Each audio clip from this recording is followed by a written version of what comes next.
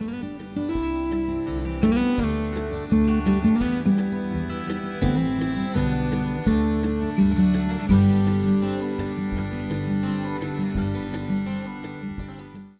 hello everyone and welcome to another very exciting episode here on the MIgardener channel.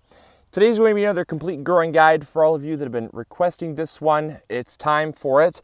I wanted to let the rhubarb behind me get a little bit larger so that I could actually have a nice prop for this video, because when we first transplanted it, they were really tiny plants that we actually started from seed, by the way. We actually have a video on that too that you should go check out. If you're interested in how to grow them, you should probably learn to grow them from seed as well, so that might help you out. But we did basically a tutorial on how to start them from seed, and so I figured it'd be fitting to do a growing guide on them. So what I first want to start off by saying is that rhubarb is a very easy plant to grow. Rhubarb is not difficult.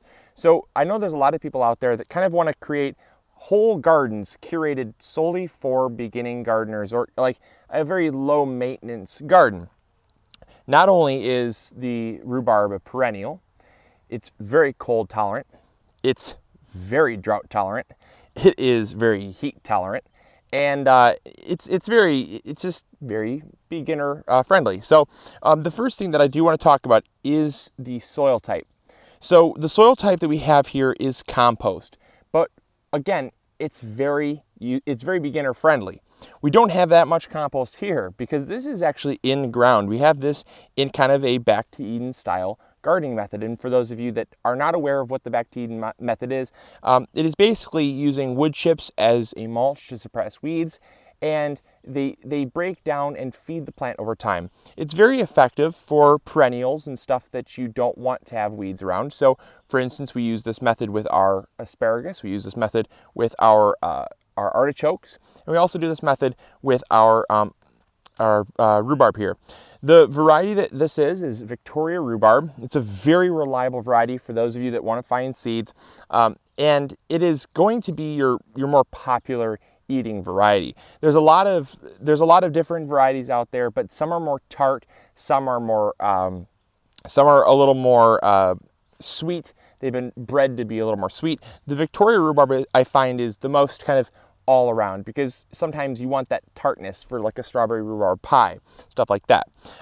So the next thing that it comes to is watering. Like I said, they are very beginner friendly. We do not water these, actually. Believe it or not, we do not water these. They get whatever the ground is given from rain.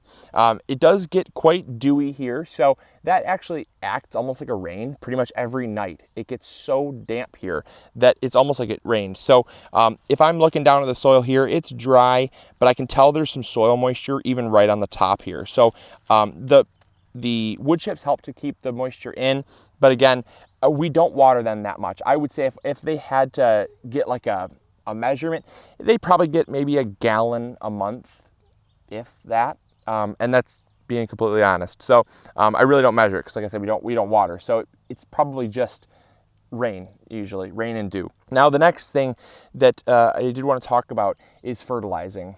Fertilizing is the one thing you're going to want to continue to do with your plants. When we planted these, we applied trifecta to the square here. We have 8 plants. We basically applied it to the square, worked it into the soil, and then we planted the plants. That's going to give them their initial boost that they're going to need to get started, but they're going to need continuous feeding because of the fact they're a perennial. And so one thing that a lot of people do is they forget that perennials need feedings twice a year. You want to feed them in the spring with a very good nitrogen-rich fertilizer, whether it be composted cow manure, chicken manure, or just an all-purpose fertilizer. You want to make sure that you give them something that's very nitrogen-rich, because that's going to encourage that new leaf growth. Then what you want to do is in the fall time, you want to give them a phosphorus-rich fertilizer. So whether that's blood meal or just, again, an all-purpose fertilizer, whatever you choose, make sure that it has a lot of phosphorus, because that phosphorus is going to establish the root base so it can go through that winter. So again, spring growth, fall roots, dormancy. And it's just a very easy way to remember it, because if you flip-flop the two, you'd be in big trouble. So yeah, that's basically the fertilizing aspect. It's really simple, but a lot of people forget it. Honestly, a lot of people forget that they need to be fertilized twice. So the next thing that I do want to talk about is the temperature, because the fact that a lot of people ask, you know, how cold is too cold? Because really you can grow them in just about any temperature, you know, high. It's just low is you don't want to go past about -18. So if your winters get down to about -18, you're going to have trouble growing these because of the fact that the roots are they're very aggressive, but still -18 is just too cold for the crown of the asparagus for the rhubarb, and you're going to have issues. So just make sure that it's not, you know, Antarctic cold. But yeah, we have no problem here, especially with the nice little mulch layer that acts as an insulated barrier. You can do the same thing, because here in Michigan it does get down on occasion to -10. It's gotten down to -18 before, so you know, it does get cold here, very, very cold in the wintertime. But having this mulch here really helps to insulate the roots, which is good. You can use leaves as well, or grass clippings is another thing, just some type of mulch. And that's personally why we decided to go to the Back to Eden method, because in the raised beds, we do not have the insulation that you get from an in-ground bed mulched with wood chips. Another bonus for the Back to Eden method there. Now, when it comes to harvesting, it's very important to harvest at the right time. Rhubarb is something that can be dangerous if consumed wrong. The leaves are poisonous, believe it or not, so do not eat the leaves. The roots are poisonous. Don't eat the roots. I don't know why you'd eat the roots, but I just want to cover that because they're poisonous. You also do not want to eat any of the stems that are light green. They can make you very sick. They're very, very bitter, and your stomach will refuse them positively. The way that you can tell when they're ready to harvest is in early spring. You want to make sure that the parts you're harvesting are red. Red is edible.